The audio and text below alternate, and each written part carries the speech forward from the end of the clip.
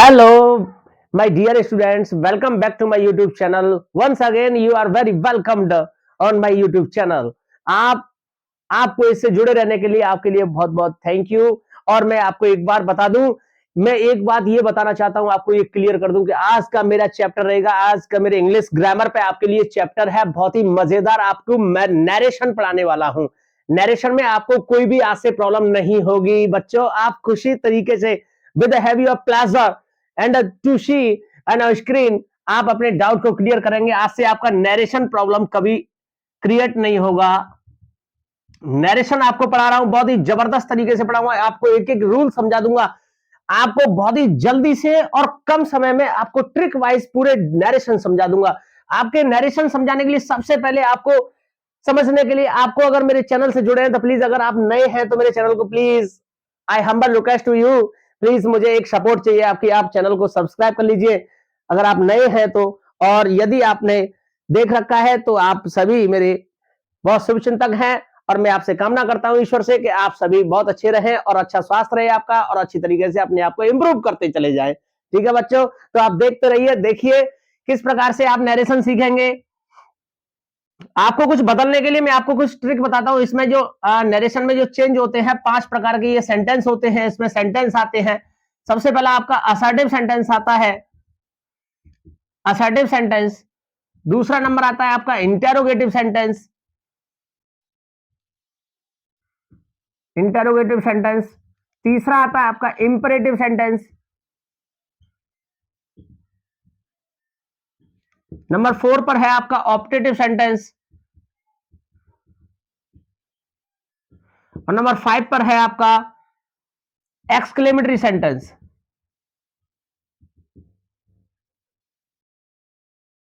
Exclamatory sentence है आपके लिए, ठीक है। तो ये रहे आपके 5 सेंटेंस। इस प्रकार से आप असर्टिव सेंटेंस सबसे पहले आप नोट कर सकते हैं। असर्टिव सेंटेंस में आप समझेंगे बच्चों,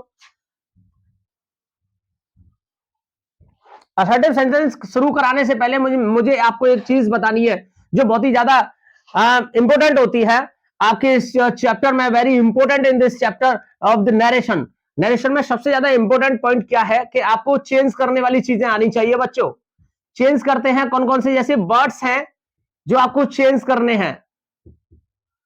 जब आप डायरेक्ट से इनडायरेक्ट में आप चेंज करेंगे तो आपको जैसे कौन से वर्ड है, जैसे नाउ को देन में आपको बदलना है, THEN रख करके चलना है, ठीक है। आपको एगो को बिफोर में रखना है, ठीक है। कम को आपको गो करना है, हर जगह पर नहीं करना है, ध्यान रखना। सेंटेंस की लैंग्वेज बिगड़ जाती है, कभी कभार बच्चे हर जगह कर जाते हैं कम को गो में। किसी जगह पर थर्ड फॉर्म लिखी रहती है फिर भी वो समझ नहीं पाते क्योंकि कम की थर्ड फॉर्म कम होती है, वो गॉन कर जाते हैं। ऐसा नहीं करना है आपको, कम को कम ही रखने देना है, ठीक है। आप ऐसा मत करना, फर्स्ट फॉर्म में आती है तभी ऐसा करते हैं, आप बदलते हैं उसको, कम को गो करते हैं, ठीक है। एगो को बिफोर, नाउ को देन, और हियर को देयर, ठीक है। हेंस को देंस करते हैं, हेंस इस प्रकार से देंस हो गया, ठीक है। आपको देखिए टुडे को दैट डे में रखना है, ठीक है। टू नाइट को दैट नाइट में रखना है। थोड़ा जल्दी कराना है बेटा क्योंकि इसी वीडियो में थोड़ा बड़ी हो सकती है वीडियो, आप जुड़े रहना प्लीज।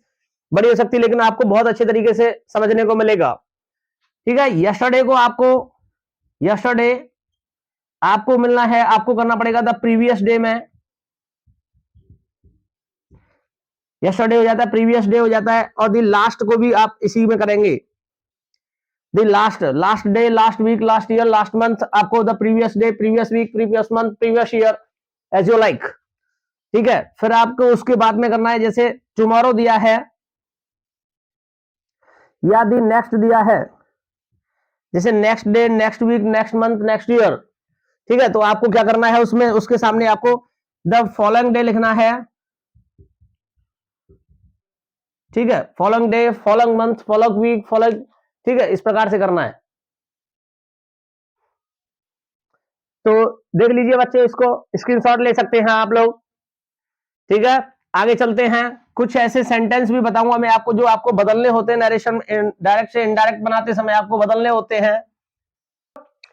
प्रेजेंट इंडेफिनिट को प्रेजेंट पास्ट इंडेफिनिट में, प्रेजेंट कंटिन्यूअस को पास्ट कंटिन्यूअस में, प्रेजेंट परफेक्ट को पास्ट परफेक्ट में, और प्रेजेंट परफेक्ट कंटिन्यूअस को पास्ट परफेक्ट कंटिन्यूअस में। ठीक है, हाँ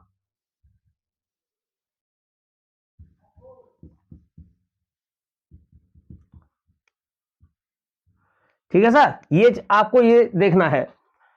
फिर उसके बाद में पास्ट इंडेफिनिट है, ये आपका पास्ट परफेक्ट में चेंज हो जाएगा। ये पास्ट कंटिन्यूअस है जो आपके पास्ट परफेक्ट कंटिन्यूअस में चला जाएगा। पास्ट कंटिन्यूअस को पास्ट परफेक्ट कंटिन्यूअस में, हैड बीन में चला जाता है, वाज वर हैड बीन में। और पास्ट परफेक्ट कंटिन्यूअस दोनों, both sentences are no change, both are no change, दोनों सेंटेंस नहीं बदलते हैं। रिपोर्टेड स्पीच में दोनों नहीं बदलते हैं, उसमें जो आप इनडायरेक्ट बनाएंगे तब ये नहीं बदलेंगे। पास्ट परफेक्ट नहीं बदलेगा, हेड आएगा, हेड जैसे का तैसा लिखा रहेगा। पास्ट परफेक्ट कंटिन्यूअस रहेगा तो पास्ट परफेक्ट कंटिन्यूअस भी उसी में लिखा रहेगा, उसमें चेंज नहीं होगा। ठीक है, तो आप देखिए आगे।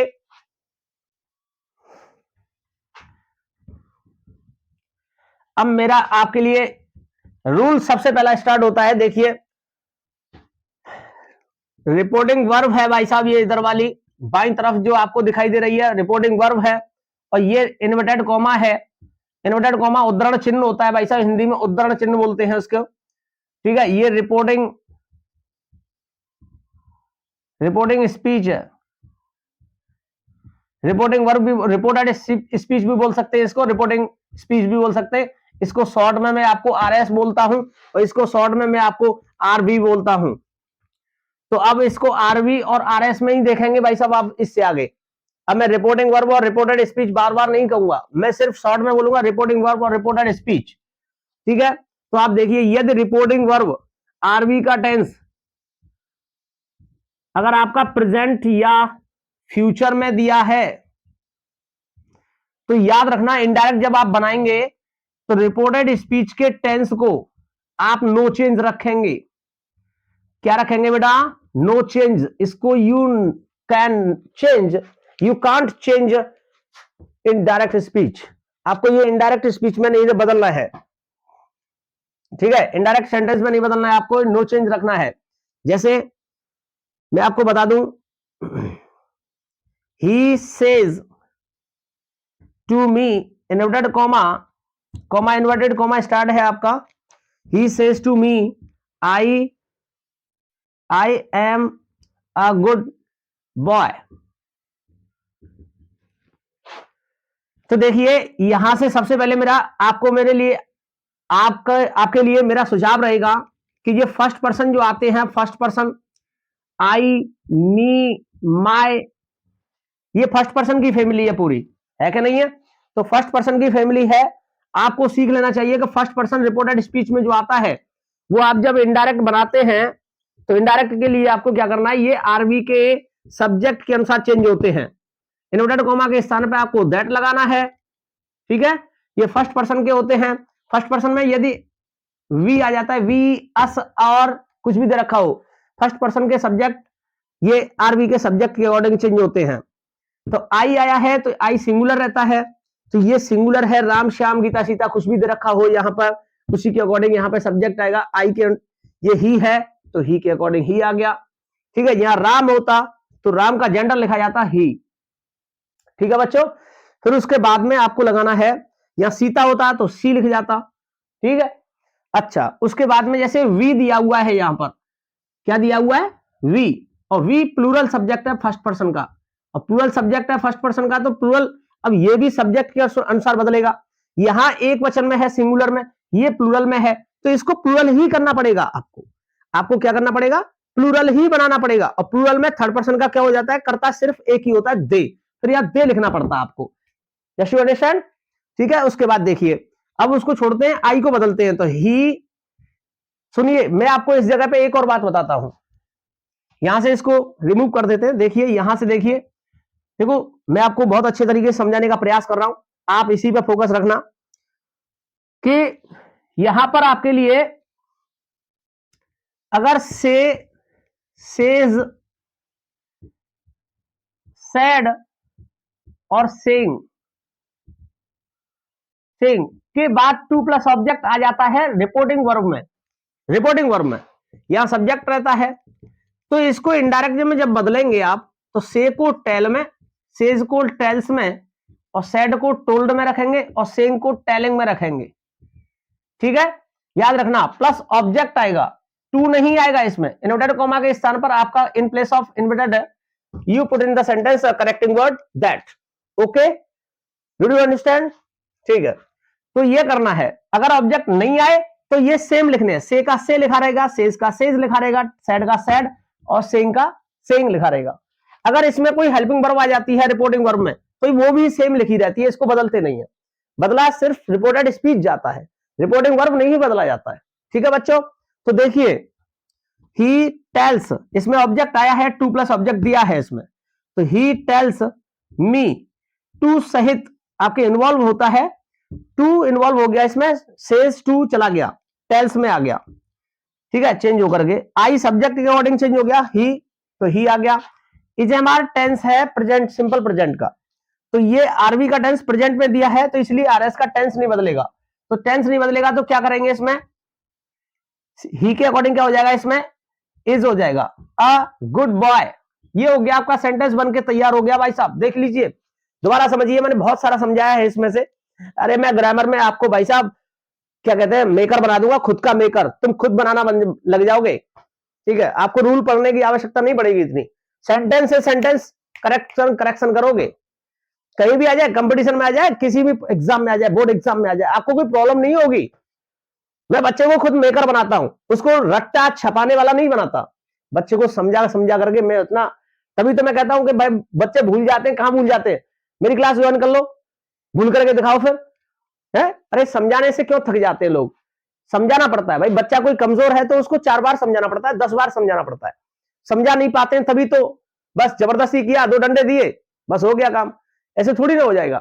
अरे उसको 2 की जगह पर 4 बार समझा दो, शायद हो सकता है ईश्वर की कृपा से उसकी बुद्धि सद्बुद्धि काम कर जाए यार, समझ जाएगा। कोई बच्चा यार 1 बार में समझ जाता है, कोई बच्चा 4 बार में समझता है, तो 4 बार अफोर्ड कर देते हैं हम, क्या दिक्कत है। ठीक है, तो देखिए he says to me, inverted comma start है, I am a good boy, इसको करेंगे ही टेल्स मी, सेज के स्थान पर टेल्स आ गया, दैट अगर ये ऑब्जेक्ट नहीं आता, टू प्लस मी वगैरह या कोई भी नहीं आता, यहाँ पे हिम हर दैम कुछ नहीं आता, राम श्याम कुछ नहीं आता, तो सेज का सेज लिखा रहता। ठीक है, ध्यान रखना, तो इन्वर्टेड कॉमा के स्थान पर दैट लगाना है। आई फर्स्ट पर्सन का सब्जेक्ट है, आरबी के सब्जेक्ट के अनुसार बदलेगा हमेशा, ही। ठीक है, इजेएमआर में रहेगा, क्योंकि आपका टेंस प्रेजेंट में दिया है, फ्यूचर में होता तब भी नहीं बदलते टेंस को, वाइस वर्ब में नहीं बदलेंगे, वो रूल लिखाए हैं, वो किसी और के लिए लिखाए हैं, मैं अभी बता दूंगा आपको, वो इसके लिए है, मैं बता दूं। यहाँ रिपोर्टिंग वर्ब है आपकी, पास्ट में दी होती तो आरएस के टेंस बदल जाते, फिर वो वाइस वर्ब में हो जाता। ठीक है, अ गुड बॉय, ये हो गया आपका सेंटेंस बनके तैयार। नेक्स्ट सेंटेंस देखिए, और भी समझाता हूं मैं, एक one more sentence I explain you. देखिए, she says to him, start inverted comma, I have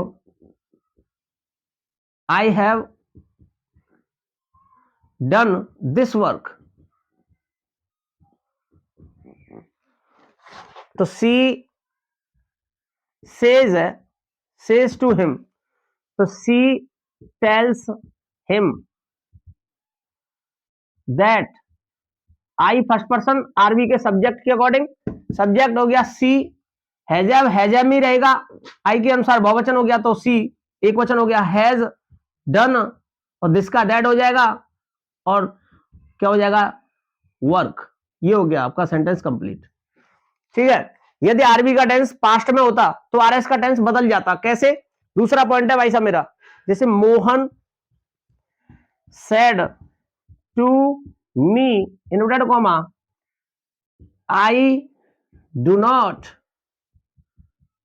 I do not abuse anyone, तो Mohan told me that I subject के अनुसार, आरबी के सब्जेक्ट के अनुसार फर्स्ट पर्सन है। ही, मोहन कौन है? ही। डू नॉट यानी प्रेजेंट का है, ये पास्ट में चला जाएगा। क्यों चला जाएगा? क्योंकि आरबी का टेंस पास्ट में दिया हुआ है, तो इसमें क्या हो जाएगा, ये बदल जाएगा अब टेंस। ये डिड नॉट में चला गया past indefinite, did not abuse anyone. This one is a correct sentence for you. ये आपकी स्क्रीन पर आपका सेंटेंस कंप्लीट हो गया। बच्चों बताइए कैसा समझ में आया? अगर इस जगह पे सेकंड पर्सन यू आ जाए तो यू हमेशा याद रखना सेकंड पर्सन ऑब्जेक्ट, आरबी के ऑब्जेक्ट के अनुसार बदलेगा, और दैट के बाद लिखा जाएगा। यू ऑब्जेक्ट आ जाता है तो ऑब्जेक्ट के अनुसार लिखा जाएगा, और पजेसिव आ जाता है तो पजेसिव के स्थान पर लिखा जाएगा। जिसका जिस जगह पे स्थान है आपको उसी जगह पे उसका स्थान देना है। कर्म मांगा है, ऑब्जेक्ट मांगा है तो ऑब्जेक्ट दीजिए, सब्जेक्ट मांगा है तो सब्जेक्ट दीजिए, और पजेसिव मांगा है तो पजेसिव दीजिए। जैसे one more sentence you look, देखिए सेकंड पर्सन के लिए, he said to them, inverted comma start है, you are doing your work, inverted comma close है, तो he told them, he told them हो गया, that you object according, you subject है, them object है, RB के ऑब्जेक्ट के अनुसार बदलेगा, देम का सब्जेक्ट हो जाएगा, यहां सब्जेक्ट है तो सब्जेक्ट ही लाना पड़ेगा, देम का हो गया सब्जेक्ट दे, इस हमारा वाज वर्ब में चले जाएगा वर, डूइंग, इसके बाद हो जाएगा योर, पजेसिव है, यू के साथ पजेसिव है इसका, और यू सेकंड पर्सन है, योर भी सेकंड पर्सन है। जब यू बदला है ऑब्जेक्ट के अनुसार तो योर भी बदलेगा ऑब्जेक्ट के अनुसार ही, तो इसका पजेसिव क्या हो जाएगा, देम का पजेसिव होता है their work. This one is completed this sentences for you. Okay, I hope you will be better understood. आप समझ रहे होंगे, अच्छा है, मुझे ये आशा है आपसे कि आप समझ लीजिए, देख लीजिए। ठीक है, आगे चलते हैं। सुनिए, सन बटे 123, ये मेरा फॉर्मूला है, ये फर्स्ट पर्सन है आई और वी, ये आरवी के सब्जेक्ट के अनुसार बदलते हैं, ये सब्जेक्ट हो गया, ये सेकंड पर्सन है, ये आरवी के ऑब्जेक्ट के अनुसार बदलता है, और ये थर्ड पर्सन है, थर्ड पर्सन होते हैं he she it Ram Shyam Geeta Sita they, ये नो चेंज रहते हैं। कैसे रहते हैं? No change. ये मेरी ट्रिक है, इसको आप समझ लेना। कैसे मैं कह दूं, जैसे Kiran said inverted comma you are going to market,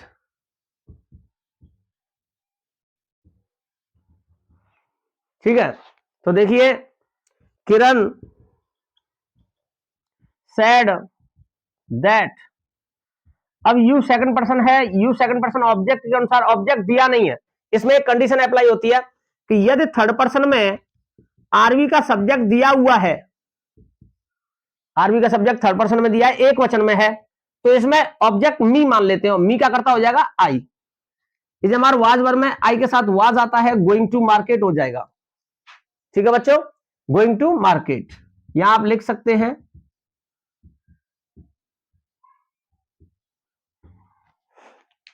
ठीक है, गोइंग टू मार्केट हो गया।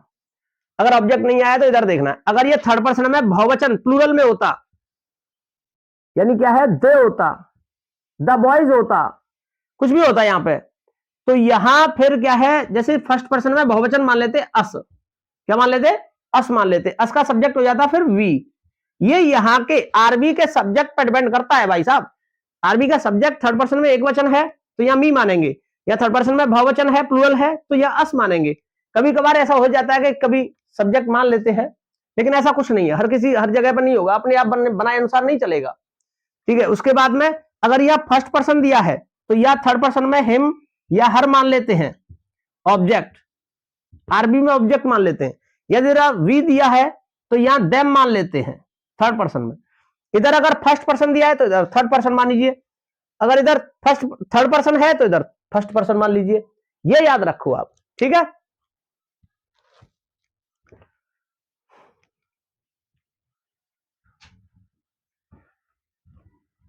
आपको सनवट्टे 123 भी समझा दिया मैंने। थर्ड पर्सन नो चेंज रहते हैं। थर्ड पर्सन आज अगर आ जाता है इधर ही इज ऐसे करके दे दिया तो ही ऐसे ही लिखा रहेगा, दैट के बाद ही लिखा रहेगा, इसको बदलेंगे नहीं आप, ठीक है। अब जैसे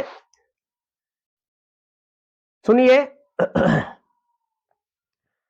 यदि आरबी में ऑब्जेक्ट नहीं दिया है, उसके बाद आरएस में कोई नाउन किसी कॉमा में दिया है, तो इसको याद रखना, कॉमा वाले नाउन को आरबी का ऑब्जेक्ट बना देना। जैसे मैं आपको सेंटेंस बताऊं, he said inverted comma Reema comma you are going, तो ही आरबी में ऑब्जेक्ट आया नहीं है, आरएस में कोई नाउन कॉमा में दिया है, रीमा दिया है ऑब्जेक्ट कॉमा में, ये आरबी का ऑब्जेक्ट बन जाएगा। तो ऑब्जेक्ट बन जाएगा तो सेट टू रीमा हो जाएगा। तो सेट टू रीमा को लिखने की जरूरत नहीं है, आपको डायरेक्ट हल करने की जरूरत है। तो सेड का क्या हो जाएगा, टोल्ड हो जाएगा, और रीमा आ जाएगा इधर, फिर दैट हो जाएगा, यू ऑब्जेक्ट के अनुसार बदलेगा, ऑब्जेक्ट के अकॉर्डिंग चेंज होगा, रीमा कौन हो गई, सी, यू ऑब्जेक्ट रीमा के अकॉर्डिंग बदला, सी इज एमआर वाज बार में चला गया, she was going. This one is complete sentences for you, ये भी आपके लिए कंप्लीट हो गया, इस प्रकार से समझ लीजिए। एक रूल मेरा ये भी कहता है कि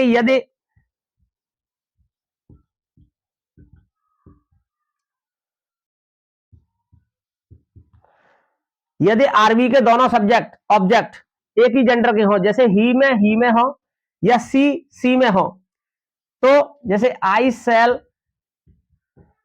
हेल्प यू, तो Mohan told Ram that, I subject के अनुसार बदलेगा, सब्जेक्ट कौन है, मोहन, मोहन के अनुसार जेंडर हो गया उसका ही। लेकिन अगर तुमने यू ही छोड़ लिख करके छोड़ दिया तो पता नहीं चलेगा कि ही किसके अकॉर्डिंग आया है, तो इसलिए इसमें ही बोर्ड नहीं करें, आप ऐसा करें, ही जिसके अनुसार आया उसका नाम लिख दीजिए। जब जब करना है, जब आपके दोनों सब्जेक्ट और ऑब्जेक्ट एक जैसे दिए हो, एक ही नाम में दिए हो, सीता गीता में दिया है, सी में आ गया, पता कैसे चलेगा आपको, एग्जामिनर कैसे पहचानेगा कि आपको ऐसा करना है, तो उसका नाम लिख दीजिए, मोहन के अकॉर्डिंग आया है ही, तो मोहन के अनुसार लिख दिया, ठीक है। सेल अगर यहां पर ये ही होता तो यहां बिल आता, प्लीज सपोज दिस कि अगर ही इस जगह पे होता तो बिल आता, और बिल का क्या हो जाएगा, बोर्ड हो जाता, ठीक है। तो board help you second person का कर्म है, क्योंकि क्रिया से पहले आता है तो सब्जेक्ट कहलाता है, क्रिया के बाद आता है तो ऑब्जेक्ट कहलाता है।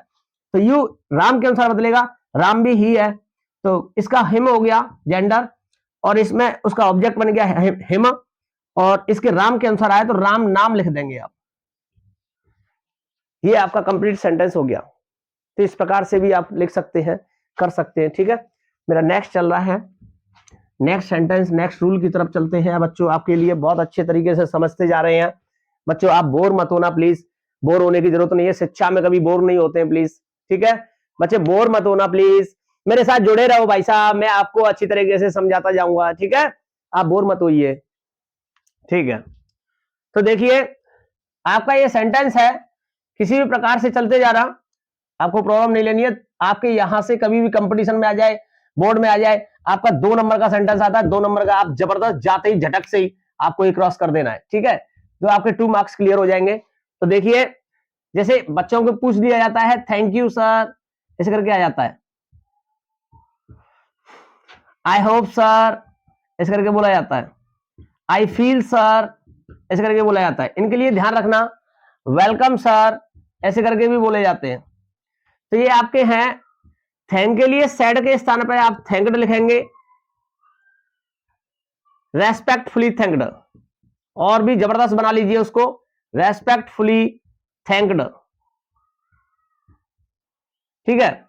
इसमें ऑब्जेक्ट नहीं लगा, इन्वर्टेड कॉमा के स्थान पर दैट नहीं लगाना है, ध्यान रखना, और पीछे ऑब्जेक्ट जो आएगा, नाउन आएगा, वो जुड़ जाएगा, दैट नहीं लगाना है, पहली कंडीशन इसके लिए। अब होप वाला देख लीजिए, सेड के स्थान पर होप्ड लगाना है, और इन्वर्टेड कॉमा स्थान पर इसमें दैट आ जाता है, और होप हट जाएगा, यहां से सब्जेक्ट प्लस होप हट जाता है, थैंक यू भी हट जाता है, यहां से ये भी हट जाएगा। फील वाले में देख लीजिए, फील वाले में क्या हो जाएगा कि इसमें सेड के स्थान पर फेल्ट आ जाएगा, क्या आ जाएगा बच्चों, फेल्ट, और फेल्ट के बाद में जो जो पीछे जो सेंटेंस दे रखा है रिपोर्टेड स्पीच में, वो आपका रिपोर्टेड स्पीच का नाउन लिख जाएगा जो भी है। ठीक है, अब इसके बाद देख लीजिए इसका वेलकम का देख लीजिए, सैड के स्थान पर वेलकम्ड करना है आपको। क्या करना है बच्चों? वेलकम्ड करना है। ठीक है, तो इस प्रकार से आपको सेंटेंस जोड़ने हैं और यहां पे इसके बाद नाउन जुड़ जाएगा। ठीक है, तो इस प्रकार से सेंटेंस करते हैं। जैसे मैं आपको एक सेंटेंस समझाता हूं, देखिए जैसे he said inverted comma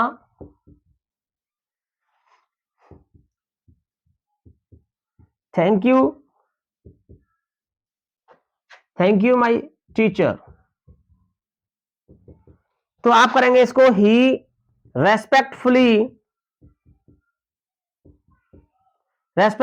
thanked you, thank you हट गया, माई फर्स्ट पर्सन का है, फर्स्ट पर्सन पॉजेसिव केस है, ही के अकॉर्डिंग बदलेगा सब्जेक्ट के अनुसार, हिज टीचर, ये जुड़ जाएगा। आपको ऐसे करने होते हैं भाई साहब आपको सेंटेंस। ठीक है, तो ध्यान रखना है इस चीज को, बिल्कुल क्लियरली आप समझ लीजिए, आपको कोई परेशानी नहीं होनी चाहिए। ये रहा आपका असर्टिव सेंटेंस का चार्ट। असर्टिव सेंटेंस आपका फिनिश हो जाता है। अगर किसी भी प्रकार की आपको बच्चे प्रॉब्लम आती है तो आप प्लीज एक बार और याद रखना। एक चीज और मैं बता दूं आपको अच्छे से, ये लोग बच्चों से पूछ ले जाते हैं सेंटेंस, इसलिए मैंने आपको बता दिया है। हर कोई रास्ते में चलते हुए भी आपको पूछ लेता है, तो आप ध्यान रखना दिस और दीज अगर रिपोर्टेड स्पीच के सब्जेक्ट बनते हैं तो ये दैट के बाद ध्यान रखना, असर्टिव सेंटेंस में दैट के बाद में ये दिस ही रखेगा और दीज का दीज ही रखेगा। ये दोस में नहीं बदला जाएगा, ये दिस दैट में नहीं बदला जाएगा। ध्यान रखना इस चीज को। क्यों? क्योंकि डबल भाई साहब कनेक्टिंग वर्ड हो जाएंगे, दैट नहीं होगा, है ना। तो ध्यान रखना प्लीज इसको, तो ऐसा नहीं करना है। ठीक है, बाकी का मेरा इंटरोगेटिव सेंटेंस है। इंटरोगेटिव सेंटेंस में मैं आपको बता दूं, तो इंटरोगेटिव सेंटेंस में सब्जेक्ट यानी हेल्पिंग वर्ब सबसे पहले और फिर सब्जेक्ट आता है, लास्ट में इन्वर्टेड क्वेश्चन मार्क होता है और इन्वर्टेड कॉमा क्लोज होता है। तो इसमें इन्वर्टेड कॉमा के स्थान पर आपको इफ या वेदर लगाना है। ठीक है, इफ या वेदर प्लस इसके बाद सब्जेक्ट लगाना है।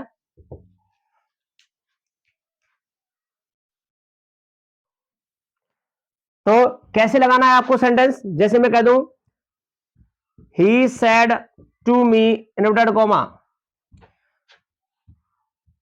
Can you do this question mark inverted comma close. तो आपको करना है ही सेड टू के स्थान पर आपको सेड आए तो आस्क्ड या इंक्वायर्ड, आस्क्ड या इंक्वायर्ड।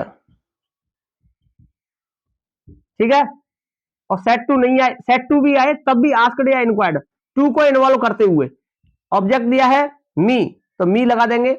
इन्वर्टेड कॉमा के स्थान प्लेस पर in place of inverted comma you put in the sentence and connecting word in the sentence in interrogative sentence if या वेदर, दो में से कोई एक लगाना है। फिर इसके बाद सब्जेक्ट लगाना है। कैन का कुड नहीं आएगा, सिर्फ सब्जेक्ट आएगा। यू ऑब्जेक्ट के अनुसार, आई हो गया, आई कैन का कुड हो गया, कुड डू दिस का दैट हो गया। ये आपका सेंटेंस बनके तैयार हो गया। ठीक है, अगर ये कोई प्रश्नवाचक, कोई आपका WH वर्ड आ जाता है, कोई भी आपका इंटरोगेटिव वर्ड्स आ जाता है, जैसे where do you live, she said, तो सी आस्क्ड, कनेक्टिंग वर्ड इसमें इन्वर्टेड कॉमा के स्थान पर आपको वही प्रश्नवाचक शब्द लगाना है, वही इंटरोगेटिव वर्ड लगाना है आपको इस जगह पे, जिस जगह पे आपका इफ या वेदर आ रहा था, जिसमें दैट आ रहा था असर्टिव सेंटेंस में। अब आपका WH वर्ड काम करेगा, what, when, where, why, how, how much, how many, whom, which, who, which, whose, ये आपके कनेक्टिंग वर्ड का काम करते हैं। फिर उसके बाद में आपको सब्जेक्ट लाना है। सब्जेक्ट आएगा आपका यू दिया है, यू ऑब्जेक्ट के अकॉर्डिंग, ऑब्जेक्ट दिया नहीं है। यहां से देखेंगे आरबी का सब्जेक्ट थर्ड पर्सन में सिंगुलर है तो आपको मी मानना है, मी का सब्जेक्ट हो गया आई। ये प्रेजेंट इंडेफिनिट का है, यहां इंटरोगेटिव था लेकिन इस जगह पे अब इंटरोगेटिव नहीं है, ये सिंपल पास्ट इंडेफिनिट में जाएगा। आपका किस में जाएगा बच्चों? सिंपल पास्ट इंडेफिनिट में। सिंपल पास्ट इंडेफिनिट में आपकी सेकंड फॉर्म आएगी। अगर डू यू नॉट होता तो डिड नॉट लगा देते, लेकिन ये फर्स्ट फॉर्म में है तो इसका लिव्ड हो जाएगा। ये आपका सेंटेंस बनके तैयार हो गया। तो इसी प्रकार से मेरी वीडियो से, आपको मेरे चैनल से जुड़े रहने के लिए आपके लिए lot of thank you. So more watching my videos. Thank you, a lot of thank you. I hope okay, you will be better understood under my lecture. So please go ahead and go forward in your life. Thank you. और इसी प्रकार से आप जिस प्रकार से आप समझे हैं, अगर कोई डाउट रही हो तो प्लीज कमेंट सेक्शन में मुझे बताएं, अपने दोस्तों को बताएं, और ताकि और भी अच्छा हो सके, और बच्चों को शेयर करें, अपने दोस्तों को शेयर करें। Thank you, lot of thank you.